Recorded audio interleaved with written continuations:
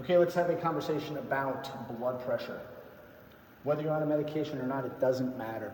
I'm going to use these medications to show you what's going on with blood pressure, the consequences of not paying attention to your blood pressure, and what you can do about it. Very quickly, you can separate these medications into 7 categories. You can tell what they are by the endings, and I'm going to first show you, and please pay attention to what I'm saying here, really listen to what you should not be doing on these medications.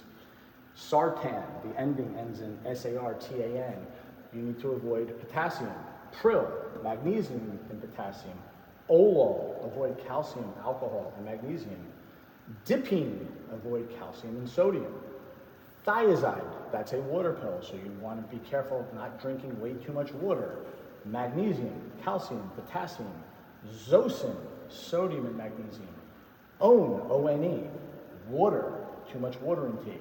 Sodium, NSAIDs, potassium. Now, other than NSAIDs and alcohol, these other things are things that I'm encouraging you to consume in the UTC. Things like potassium, magnesium, calcium, sodium, water. In fact, I have entire sections devoted to potassium intake. Magnesium is the only supplement that you should be taking, assuming that you're not on one of these medications. There's a whole section talking about sodium. There's a whole section talking about the importance of water, and I've gone through many, many seminars talking about drinking water between meals. And we have talked briefly about calcium. So what is happening here? Why is it that these things that I'm talking so much about in UTC are not a good idea for people on these medications?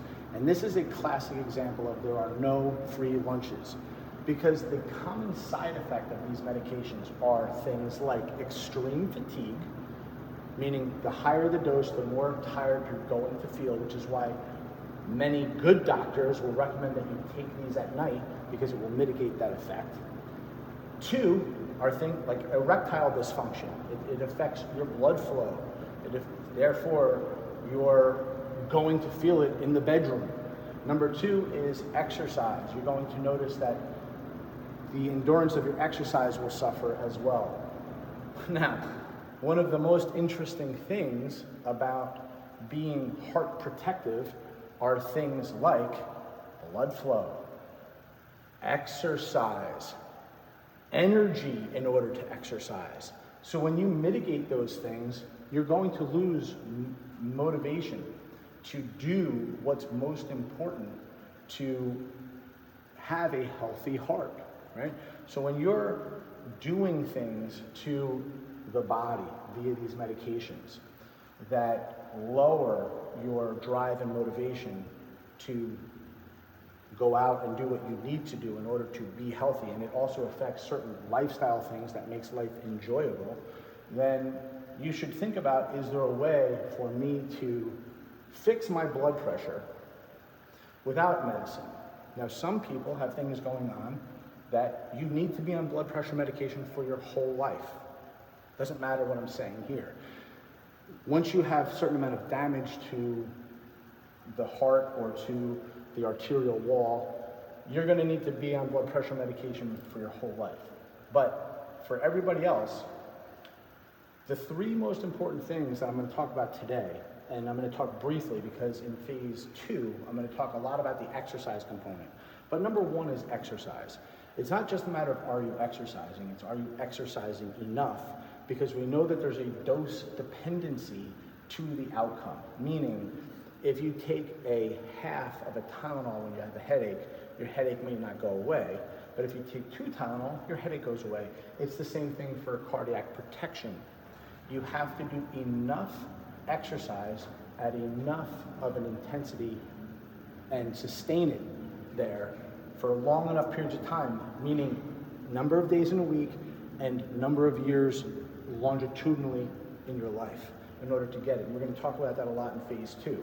So it's exercise. That's number 1. And it's different types of exercise. Number 2, body weight. Body weight is so important to the numbers that you're going to see in systolic and diastolic. Why is that? Well, if you were a human body, wouldn't you increase your pressure in order to get more blood to the periphery of your body? Of course you would. It's an adaptive mechanism. If you're very tall, if you're very large, you're going to have higher blood pressure. That's how one of the ways that your body adapts to get that blood out to the periphery. That's why you don't see a whole bunch of 6'10", 6'11" former basketball players living to be 85, 90 years old. They tend to die earlier. And the last thing is what we're talking about here, electrolytes. Now you may eat vitamin fortified foods. When you look at the end of the back of the package, you'll notice certain B vitamins, for example, maybe vitamin C, some are fortified with vitamin D, vitamin E. But what you don't see are things like potassium, magnesium. You certainly see sodium. Okay, everybody gets plenty of sodium, but are you balancing that out with enough water? The point is, when you look at this board, what do you see mostly? What's the most common thing? It's potassium, potassium, potassium, potassium, and magnesium, magnesium, magnesium, magnesium. These two things work together, these two electrolytes. They both work by relaxing muscle tissue.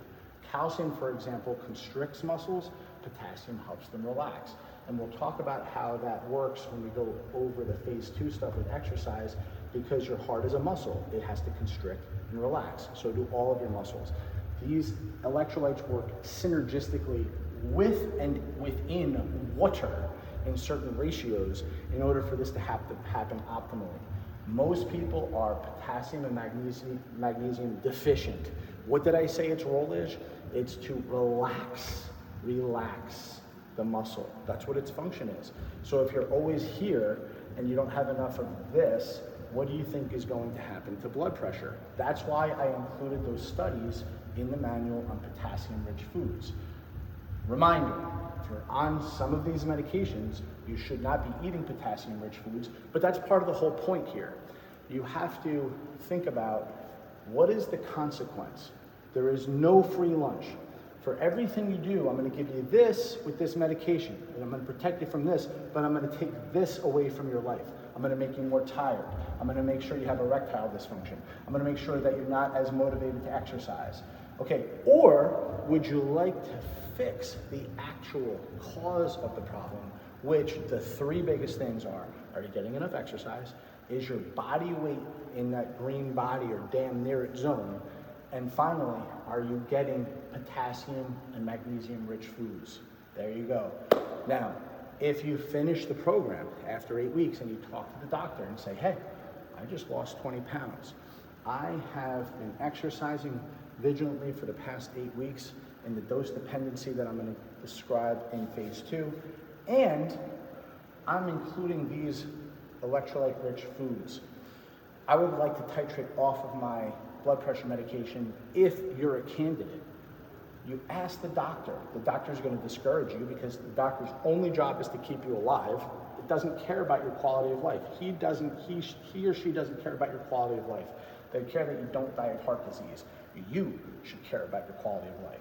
So you have that conversation. What I would guarantee you is if you get darn near your green body, if you're exercising enough, the way I'm going to describe it in phase 2, and you include these foods in your diet, you will be shocked at what happens to your blood pressure. Guaranteed. Again, that's for those who qualify to titrate off of your blood pressure medications. Thanks for listening.